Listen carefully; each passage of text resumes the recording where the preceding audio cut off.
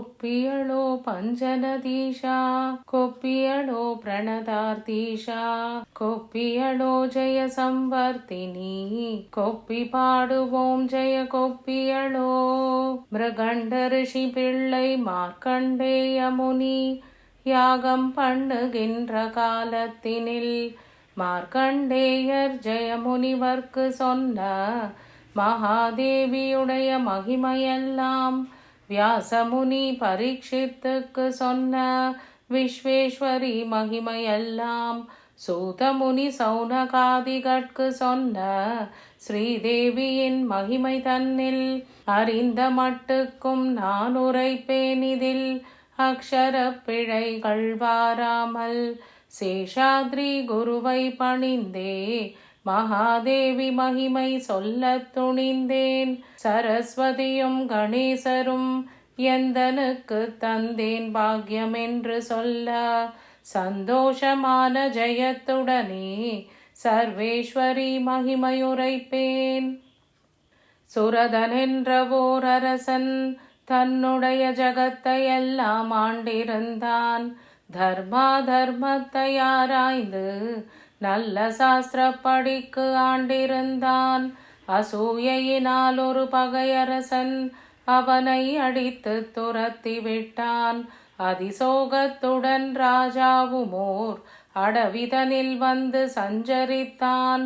சமாதி என்கிற வைஷ்யனொருத்தன் புத்திரர்களுடன் விரோதப்பட்டு பொறுக்க மாட்டாது கோமுட்டியும் புறப்பட்டு வந்தான் வனத்தை நோக்கி. கோமுட்டியை கண்டு ராஜனும் அப்போ குச்சல பிரஷ்னம் கேட்டிடவே அன்புடையாளும் என் புத்திராளும் மகா அவமானம் தன்னை பண்ணினார்கள். சகிக்க மாட்டாதே நானும் இப்போது இந்த தவவனத்தினில் வந்தேன் என்றான். அவன் சொல்லி வந்த வார்த்தைகளை கேட்டு ஆச்சரியப்பட்டு ராஜனும் அப்போ என்னுடைய வர்த்தமானன் தன்னை எடுத்துரைப்பேன் நீர் கேளும். சத்ருவால் ஒரு ராஜன் வந்து என்னை சண்டை பண்ணி ஜெயித்து விட்டான். பாரியையுடனே புத்திராளையும் என் பட்டணம் தன்னையும் நான் இழந்தேன். பந்து ஜனங்கள் தன்னை இழந்திந்த வேடர் வனத்தில் வந்தேன் என்று சொல்லிக்கொண்டு இருவருமாய் சுமேதஸ் முனியை கண்டு பணிந்தார். திடபுத்தியாய் இருக்கும் பொழுதிந்த சோகம் வந்து மறைப்பானேன் ஞானஸ்வரூபியே சொல்லும் என்று கேட்க ராஜாவை பார்த்து முனியும் சொல்வார். பள்ளுப்பறை 14 ஜாதிகட்கும் எறும்பு 84னுக்கும் எனது நான் என்ற அபிமானம் ஜீவர் எல்லாரிடமும் இருக்கின்றது. அகங்காரம் பூர்ணமாயிருக்கும் போது அகபிரம்மம் நான் என்கின்றீரே. அஜ்ஞானமாயா மயக்கம் விலகிட ஹரி பிரம்மாவாலும் கூடாது. அண்டம் 14 உலகம் முழுவதும் அம்மன் மாய்கையினால் விளங்கும். ஸ்ரீதேவி ஜெகன் மாதாவினுடைய திருஷ்டியினாலே விளங்கி நிற்கும். தேவி மாயா வல்லபம் என்றந்த சுமேதஸ் முனியும் உரைத்திடவே ஸ்ரீதேவி யாரோ தெரியவில்லை என்று திரும்பவும் ராஜன் கேட்கவுமே ஸ்ரீதேவி மகிமை தன்னை அப்போ சுமேதஸ் முனியும் உரைக்கலுற்றார். மது கைடபர் கதை. திருப்பார்கடல் தன்னில் ஸ்ரீஹரியும் சேஷசயனத்தில் பள்ளி கொண்டார். மகாவிஷ்ணுவின் கர்ணங்களிலிருந்து மது கைடபர் இருவருண்டானார். விழித்து பார்த்தங்கே பிரம்மாவை அவர்கள் முஷ்டி யுத்தம் பண்ண வந்தெதிர்த்தார். அயனும் கண்டு பயந்து கொண்டு ஸ்ரீஹரியை வந்து நமஸ்கரித்தார். நினைவு தெரியாது விஷ்ணுவும் அப்போ நித்திரையின் வசப்பட்டிருந்தார். அம்மா தேவி நித்ரா மோகினியே பொல்லாஹசுராள் பயத்தால் ஹரியிடம் வந்தேன். மோகினியே ஜெகன் மாதாவே மகாவிஷ்ணுவை விட்டு வெளியேறம்மா என்று லோக மோகினி மகிமை தனை சொல்லி நான் முகவரும் ஸ்தோத்தரிக்க பகவானுடைய ஷரீரம் தன்னை விட்டு தேவி பிரத்யக்ஷமாக எதிரில் வந்து வேண்டும் வரத்தை கொடுத்து பிரம்மாவுக்கு விஸ்வமோகினியும் மறைந்தாள். மகாவிஷ்ணுவும் எதிர் நின்ற பிரம்மாவை வந்த காரியம் கேட்கலுற்றார். நீர் யோக நித்திரை பண்ணுகின்ற போது உம்முடைய கர்ணங்களில் இருந்து மதுகைடபர் என்றிரண்டு பொல்லாத மகா அசுரர்கள் உண்டானார். அந்த அசுரரை கொல்ல வேண்டுமென்று ஹரியை பிரம்மா நமஸ்கரித்தார். ஆகட்டும், அப்படியே சம்ஹரிப்போம் என்று அனுப்பி வைத்தார் பிரம்மாவை. மகாவிஷ்ணுவுடன் யுத்தம் பண்ண பொல்லா மதுகைடபர் வந்தெதிர்த்தார். ஹரியுடனே அசுரர்கள் இருவரும் அநேகங்காலம் யுத்தம் செய்தும் ஹரியும் ஜெயிக்க முடியாமல் அந்த அசுரர்களை பார்த்து சந்தோஷமாய், அசுரர்களே, உங்களுக்கு எம்மால் ஆனவரத்தை தருவோம் என்றார். ஆனவரத்தை தருவோம் என்றவுடன் அசுராளும் அதி கோபத்துடன் விஷ்ணுவை பார்த்தவாள் கர்வத்துடன் உமக்கு வேண்டும் வரத்தை நாம் தருவோம் என்றார். உங்கள் இருவரையும் சம்ஹரித்திட ஒரு வரம் எனக்கு வேண்டுமென்றார். வஞ்சித்தார் நம்மை மகாவிஷ்ணுவும். இப்போ வார்த்தை இரண்டு சொல்லலாகாதென்று சரிக்கு சரி நாமும் ஆக வேணுமென்று சக்கரத்தாருடன் ஏது சொல்வார். அப்பு இல்லாத ஸ்தலந்தன்னில் எங்களை பிருத்துவியில் வைத்து கொல்லும் என்றார். தன்னுடைய தொடை தனில் வைத்துமே சம்ஹரித்தார். அப்போ அசுரர்களை அசுராளுடைய தேகங்கள் தானிப்போ அவனியாக இதோ விளங்குவது. ராஜேஸ்வரி மகிமைகள் தான் சொல்ல நான் முகராலும் முடியாது. மகிஷாசுரன் கதை. மகிஷாசுரன் என்னும் ஒருத்தன் தபசு மிக பண்ணி வரமடைந்தான். ஜகத்தில் உள்ளோரை உபத்ரவிக்க அசுரன் தேவர்கள் ரிஷிகள் எல்லோரும் கூடி கைலாசத்திற்கு ஓடி வந்தெல்லோரும் அறிவித்தாள் மகாதேவருக்கும். சிவனுடைய சந்நிதியில் நின்று தேவி மகிமை சொல்லி ஸ்துதித்தாள். தேவாளுடைய முகத்தில் இருந்தம்மன் தேஜோ ரூபமாய் ஒன்று சேர்ந்து அத்தனை பேர்களின் தேஜஸை கிரகித்து அம்மன் பிரத்யக்ஷமாக வந்தாள். அத்தனை தேவர்களும் பணிந்து தங்கள் ஆயுதமும் தேவி கை கொடுத்தாள். பக்தியாய் ஆயுதமும் கொடுக்க 18 கையிலும் தரித்து கொண்டு சிம்ம வாகனத்தில் ஏறிக்கொண்டாள். மகாதேவியும் யுத்தம் பண்ண வந்தாள். மகிஷாசுரனும் தேவியுமாய் மகாங்காரமாய் யுத்தம் பண்ணலுற்றார். அநேக காலம் மகிஷன் தேவியுடன் அஞ்சாமலே யுத்தம் செய்து நின்றான். மாய்கையினால் பல ரூபம் எடுத்தவன் மகாதேவியுடன் யுத்தம் செய்தான். காளி ரூபம் எடுத்து கொண்டு தேவி கைதனில் சக்ராயுதமும் கொண்டு மகிஷ ரூபம் எடுக்கும் போதவனை மடிய வெட்டினாள். மாதேவியும் காமாட்சி தேவியும் சந்தோஷமாய் அந்த காளி தேவியை கண்டுகந்து மகிஷாசுர மர்தினி என்றப்போ மகாதேவியும் தான் அழைத்தாள். மகிஷாசுரனை சம்ஹரித்த எங்கள் மகாதேவியே நமஸ்காரம். மனஸ்தாபம் போக்கி நாடுகள் தந்த மகேஸ்வரியே நமஸ்காரம். அண்டத்திற்கெல்லாம் அதிபதியே ஜெகதாம்பிகையே நமஸ்காரம். அபயமென்றோரை ரட்சித்திடும் அம்மா உனக்கு நமஸ்காரம். பிரணவமயமான பார்வதியே பரதேவதையே நமஸ்காரம். சுத்தஸ்வரூப சுந்தரியே சிவகாமவல்லியே நமஸ்காரம். ஞானஸ்வரூபியே கல்யாணியே ஸ்ரீமன்னாராயணியே நமஸ்காரம். சாந்தரூப சரீரிணியே சிவசங்கரியே நமஸ்காரம் என்று தேவரெல்லோரும் ஸ்துதிக்கவுமே மகாதேவியும் கேட்டதி சந்தோஷமாய் வேணவரங்களை கேளும் தரோம் என்று தேவநாயகி சொல்லவுமே ஆபத்துகளொன்றும் வராமலே எங்கள் அம்மா வந்து நீ ரட்சிக்க வேணும் ஆகட்டும் என்று விடையளித்து ஜெகத்தம்மனும் அந்தர்தானமடைந்தாள். சும்பன் நிசும்பன் கதை. அதற்கு பின் சில காலத்தினில் பொல்லாசுரர் 2 பேருண்டானார். அந்த அசுராளை சம்ஹரித்த ஜகதம்பிகையின் மகிமை சொல்வேன். சும்பன் நிசும்பன் என்றிரண்டு பொல்லா சூரர்களப்போ உண்டானார்கள்.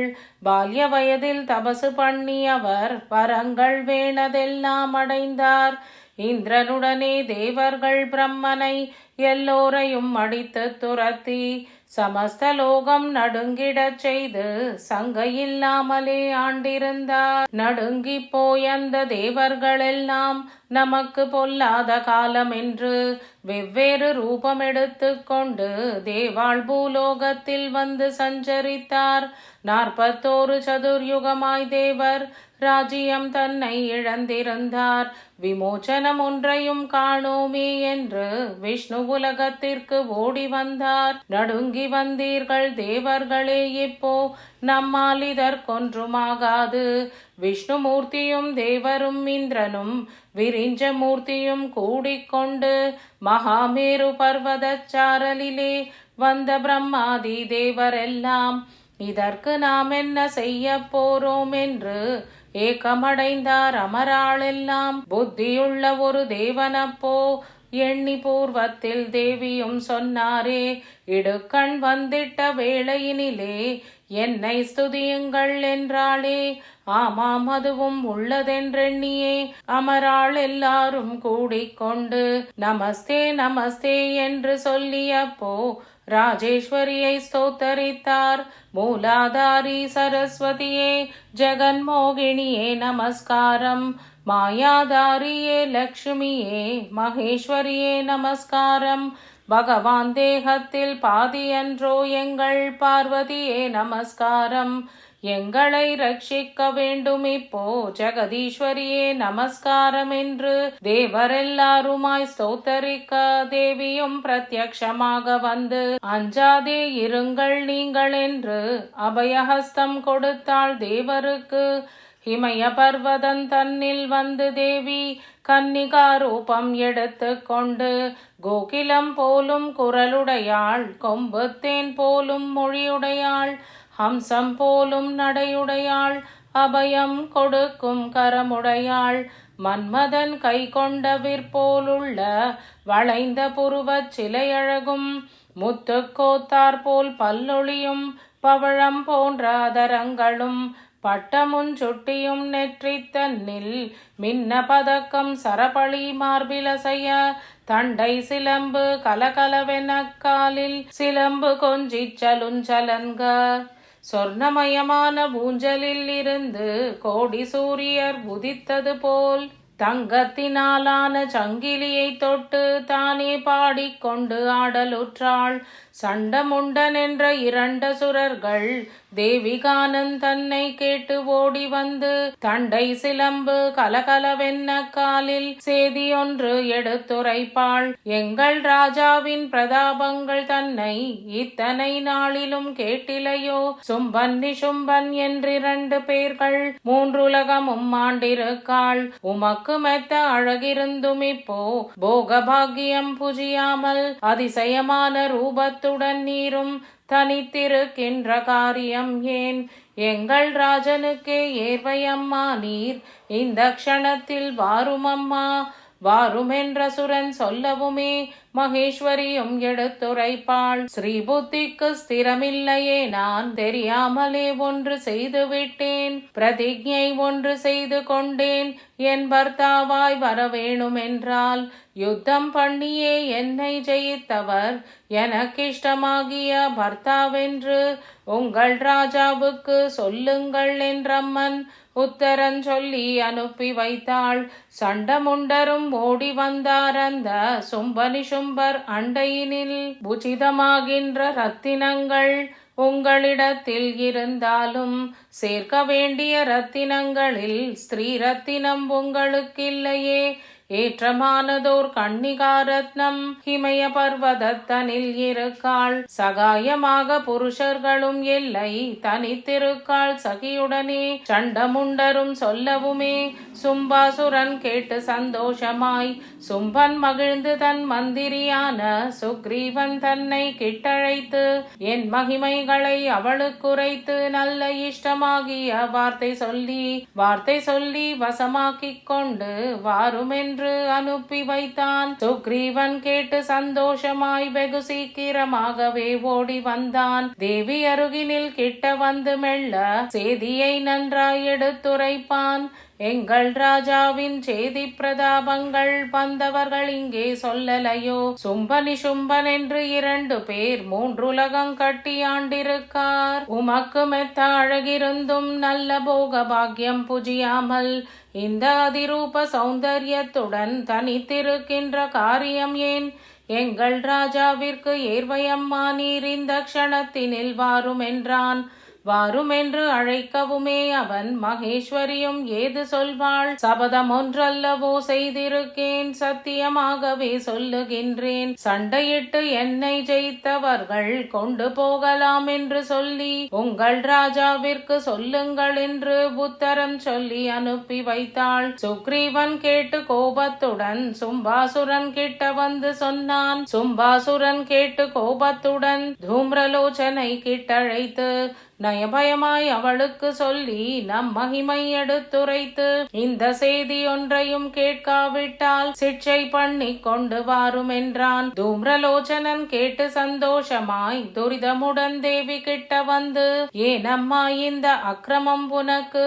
எங்கள் ராஜரிடத்தினிலே சேராதே போனால் உம்மை இப்போ நான் சிக்ஷை பண்ணுவேன் என்று சொல்லி அதட்டியே சில வார்த்தை சொல்லி அவன் இழுக்க வந்திட்டான். அம்மனையும் பார்த்து அம்மனும் ஹூங்காரம் பண்ணவே பஸ்பமாகவே எரிந்து போனான். தூம்ரலோச்சனன் பட்டு போனான் என்று தூதர்கள் ஓடி சொன்னாருடனே மந்திரியும் பட்டு போனான் என்றவுடன் மண்டியறிந்து கண்கள் சிவந்து சண்டமுண்டரை கிட்டழைத்து நீங்கள் சம்ஹரித்திங்கே வாரும் என்றான்.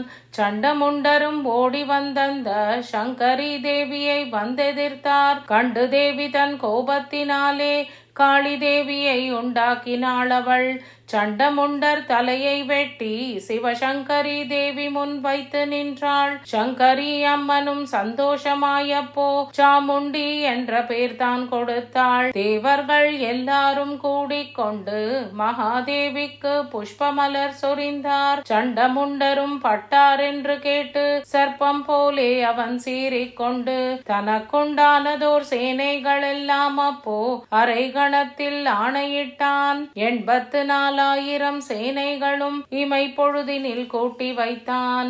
அதிபலவானான இரத்த பீஜன் தன்னை அம்பிகை முன்னால் அனுப்பி வைத்தான். சகல தேவர்கள் அம்சங்களும் சேர்ந்து சப்தமாதர்கள் உண்டானாள். நாராயணி நாரசிம்ஹி என்றும் வைஷ்ணவி மகாதேவி என்றும் பிரம்மாணி கௌமாரி என்றும் காளி சாமுண்டி தேவி என்றும் ஈஸ்வரியுடைய தோழிகளாகவே 7 பெண்டுகள் கூடிக்கொண்டு ரத்த பீஜனுடன் யுத்தம் பண்ணும் போது ரத்தம் கீழே விழுந்ததப்போ பிந்துவுக்கு பிந்து ரத்த பீஜனாக பூமி எங்கிலும் முளைக்கலானான். அம்பிகையுடன் ஆக்ஞையினால் மகா அட்டகாசத்துடன் காளி தேவி இரத்த பீஜனை சம்ஹரித்து அவன் இரத்தமெல்லாம் உறிஞ்சிவிட்டாள். காளி தேவியும் இரத்த பீஜர்களை வாரி வாரி விழுங்கி விட்டாள். இரத்த பீஜனும் பட்டவுடன் பொல்லா நிஷும்பனும் பார்த்து கோபத்துடன் சம்ஹரிப்பேன் இவளை என்று சொல்லி சபதம் செய்து தமையன் முன்னே தேவியுடன் எதிர்த்து நிஷும்பனும் தோற்காமலே யுத்தம் செய்து நின்றான். 1000 அம்பு தொடுத்தவன் அஞ்சாமலே யுத்தம் பண்ணலுற்றான். நேரே யுத்தம் பண்ணி லீலா வினோதமாய் நிசும்பனை கொன்றாள் ஸ்ரீதேவியும் தம்பியும் பட்டதை கேட்டு சும்பாசுரன் சங்கையில்லாத கோபத்துடன் அம்பிகை எதிரில் வந்து சும்பாசுரன் ஆங்காரத்துடன் ஏது சொல்வான்? யுத்தம் பண்ண தெரிந்தவளே எங்கள் இத்தனை பேரையும் எய்தாயே அடி நீயும், யாருமில்லாதே இருந்தாயே அடி நீயும், 7 பேரும் இனிப்போ நின்றாயடி, என் அளவிலா சேனைகளுக்கெல்லாம் அனலாக வந்து நின்றாயடி, என் சங்கை இல்லாத சேனைகளுக்கெல்லாம் சதிகாரியாக நீ வந்தாயடி, சதிகாரியடி நீயும் இப்போ என்னை சற்பனை செய்யவே வந்தாயடி, வஞ்சித்தாயடி நீயும் என்னை இப்போ வார்த்தைகள் 2 சொன்னாயடி, ஒருத்தியாக இருந்து கொண்டன்றோ நீ உத்தரம் சொல்லி அனுப்பி வைத்தாய், அத்தனை பேர்களையும் சேர்த்து கொண்டு இப்போ அதட்டுகிறாயடி நீயும் என்னை, உன் அழகான உருவத்தை கண்டபின் அமர்புரியவன் கையெழுமோ, துரத்தி எல்லோரையும் காளியை என்னுடன் தொந்த யுத்தம் பண்ணச் சொல்வாய் என்றான். சும்பன் வார்த்தையை கேட்டு சகிகளே இங்கே வாருங்கள் என்றழைத்து வாரி அணைத்தாள். சகிகள் எல்லோரையும் மாரோடு மறைத்து ஐக்கியமானாள். 2ஆம் பேர் இங்கில்லை, காளியுடன் நீ எதிர்த்து யுத்தமும் பண்ணு என்றாள். அம்மன் செயலையும் வார்த்தையையும் கேட்டு அம்பு பட்டா போலும் தான் உருகி சும்பாசுரனும் காளிகாதேவியும் தோற்காமலே யுத்தம் பண்ணலுற்றார். அடித்த பந்து கிளம்பினார் போல் அவன் ஆகாயத்தினிலே கிளம்பி ஒருவருக்கொருவர் சளையாமலங்கு ஓடோடி யுத்தமும் பண்ணினார்கள். சும்பாசுரனும் காளிகாதேவியும் தொந்த யுத்தமும் பண்ணினார்கள். தேவர்களெல்லாம் பயத்துடனே மகாதேவியை ஸ்துதித்துக் கொண்டிருந்தார்கள். எத்தனை பொழுதாக யுத்தம் பண்ணுவோம் என்று காளியும் கோபத்துடன் சும்பாசுரனை வதைத்தாள். காளியும் துர்காதேவி என்ற அம்மனை அழைத்தாள். துர்காதேவி அம்மன் அசுரனை வதைக்க தேவர்கள் புஷ்பமழை சொரிந்தார். அத்தனை தேவர்களும் கூடி ஜெகதம்பிகை தன்னை ஸ்துதிக்கலானார். சும்பனி சும்பரை சம்ஹரித்த எங்கள் துர்காதேவிக்கு நமஸ்காரம். துக்கம் போக்கியே நாடு தந்த எங்கள் தேவியே உமக்கு நமஸ்காரம். சண்டமுண்டனை சம்ஹரித்த எங்கள் துர்காதேவிக்கு நமஸ்காரம். ரத்த பீஜனை சம்ஹரித்த எங்கள் பத்ரகாளியே நமஸ்காரம் என்று பக்தியாய் தேவர் பணிந்து ஸ்துதித்திட பரதேவியும் பார்த்து சந்தோஷமானாள். தேவியை பூஜித்து ஸ்துதித்தவர்கள் அடையும் பலனை விவரித்தல். ஆபத்துகள் ஒன்றும் வாராது அன்புடன் இதை படித்தவர்க்கு, பேபிசாசுகள் அண்டாதவர்களுக்கு புத்திர சோகம் அனுபவியார், தரித்திரங்கள் அனுபவியார், தீர்க்காயுசையும் நான் கொடுப்பேன், புத்திர சம்பத்தும் நான் கொடுப்பேன். பரதேவதை பக்தியை செய்த பேர்க்கு விப்ரர்கள் இதை கேட்டுவிட்டால் வேத சாஸ்திரம் விருத்தியாகும். சத்திரியர்கள் இதை கேட்டுவிட்டால் ஜெயத்துடனே அரசாழ்வர். வைசியர்கள் இதை கேட்டுவிட்டால் வியாபாரத்தில் வெகு லாபம் உண்டாம். சூத்ரர்கள் இதை கேட்டுவிட்டால் நல்ல ஜெயமடைவர் கிருஷி தொழிலில். ஸ்திரீகள் பக்தியுடனே படித்தால் இதை தீர்க்க சுமங்கலியாயிருப்பாள். கன்னியா பெண்கள் இதை படித்தால் நல்ல கணவர் தன்னை அடைந்திடுவாள். நவராத்திரியில் தவறாமல் பூஜித்தாள் ராஜேஸ்வரியின் கிருபை அடைவார். பஞ்சபாவங்களில் பக்தியாய் பூஜித்தாள் பரதேவியின் பதமடைவார். நித்தியமாக ஸ்துதித்தவர்களுக்கு நினைத்த வரமும் நான் கொடுப்பேன். வெள்ளி செவ்வாயில் ஸ்துதித்தவர்களுக்கு வேண்டும் வரங்கள் கொடுத்திடுவேன். மனதிலுள்ள அபீஷ்டங்கள் எல்லாம் வருந்தும் உங்கட்கு தருவோம் என்றாள். தருவேன் என்றம்மன் சொல்லவுமே அந்த தேவர்கள் எல்லாம் மனமகிழ்ந்து ஒரு காலும் ஆபத்து வந்திடாமல் உகந்து ரட்சிக்க வேணும் அம்மா, உகந்து ரட்சிக்க வேணும் என்றவுடன் உலகநாயகி ஏது சொல்வாள்? அநேக காலம் கழிந்தவுடன் பொல்லாசுரர் மிகவும் உபத்ரவிப்பான். நந்தகோபர் அரண்மனை தன்னில் கண்ணனாய் பிறந்து ரட்சிக்கின்றேன். நந்தகோபர் அரண்மனை தன்னில் கண்ணனாய் பிறந்து ரட்சிக்கின்றேன். பாரத மாதாவாய் ராஜ்யங்களெல்லாம் பரிபாலித்து நான் ரட்சிக்கின்றேன். ஆறுதல் சொல்லியே தேவர் எல்லோருக்கும் அம்பிகை அந்தர்தானம் அடைந்தாள். சுரதன் என்ற ராஜனும் சமாதி என்ற கோமுட்டியும் தேவியை பூஜித்து பலனடைதல். வைசியனும் மகாராஜாவும் தேவியின் மகிமை கேட்டு மனமகிழ்ந்து தவமுனிவர் ஆக்ஞையினால் ஜெகத்தம்மனை நோக்கி தபசு செய்ய பருவத சாரலிலே வந்தார். சமாதியுடனே ராஜன் அப்போ இந்திரியங்களுடன் வாயுவையும் எல்லாவற்றையும் உள்ளடக்கி அம்மனை நோக்கி இருவருமாய் அநேகங்காலம் தவமிருந்தார். தபசை கண்டதில் சந்தோஷமாய் சங்கரியும் அவர் முன்னே வந்தாள். என்ன வரம் வேணுமென்று அரசனை ஈஸ்வரி தேவியும் கேட்கவுமே, எந்தனுடையதோர் நாடு ராஜ்யங்களும் எப்போதும் போலவே வேண்டுமென்றார். ராஜ்யத்தை அடைவாய் என்றம்மன் ராஜாவை பார்த்து வரம் கொடுத்தம்மன். 60,000 ராஜ்யத்தை ஆண்டு அவதரிப்பாய் மனுவாக. ராஜாவை பார்த்து வரம் கொடுத்தம்மன் சமாதியை பார்த்து கேளுமென்றாள். உங்கள் ஐக்கியம் ஒன்றுமே போதும் அம்மா, உம்முடைய கிருபை வேணும் அம்மா. அப்படியே உந்தன் சித்தம் துலங்கியே ஆத்ம ஞானம் அடைந்திடுவாய், ஜீவன் முக்தி அடைந்திடுவாய் என்று தேவியும் அந்தர்தானம் அடைந்தாள். ராஜனும் தேவி கிருபையை அடைந்து தன் ராஜ்யம் அடைந்து ஆண்டிருந்தான். சுமேதஸ் முனியின் ஆசிரமத்தில் சமாதியும் ஞானவானாயிருந்தான். தேவி பாகவத புராணத்தில் உள்ள சிறந்த 5ஆம் ஸ்காந்தம் இதை. துஷ்டாசுரரை சம்ஹரித்த இந்த தேவி மகிமை படித்தவர்கள் அன்புடன் தேவி மகிமை தன்னை சொல்லி அனுதினமும் ஸ்துதித்தவர்கள் அம்பிகை பாதார விந்தத்திலே அவர் ஐக்கிய பதம் அடைந்திடுவார். மங்களம் மங்களம் ஜெய மங்களம் ஜெய மகாதேவிக்கு. மங்களம் லலிதா தேவியுடன் மகாகாளிக்கு. சங்கு சக்கரம் கையில் தரித்த சக்கரநாதைக்கு.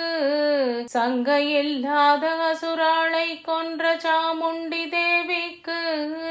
துஷ்டாசுராளை ஜெயித்த துர்கா தேவிக்கு. சிஷ்டர்களான தேவரை காத்த ரக்தாம்பாளுக்கு. மங்களம் ஜெய மகாதேவிக்கு. மங்களம் லலிதா தேவியுடன் மகாகாளிக்கு. இஷ்ட தெய்வமாம் எங்களை ரட்சிக்கும் யமஸ்வரூபிக்கு. கஷ்டம் நீக்கி கருணை பொழியும் காமாட்சி தேவிக்கு. அஷ்டபோக பாக்கியம் அளிக்கும் ஆதிசக்திக்கு. துஷ்ட பண்டாசுரனை வதைத்த ஸ்ரீலலிதைக்கு. மங்களம் ஜெய மகாதேவிக்கு. மங்களம் லலிதா தேவியுடன் மகாகாளிக்கு. சகல தேவ ஸ்வரூபியான சக்தி கௌரிக்கு. அகில லோகத்தை பரிபாலித்திடும் அம்பா தேவிக்கு. வாழ்க தேவி நாமம் வாழ்க, மறைகள் வாழ்கவே.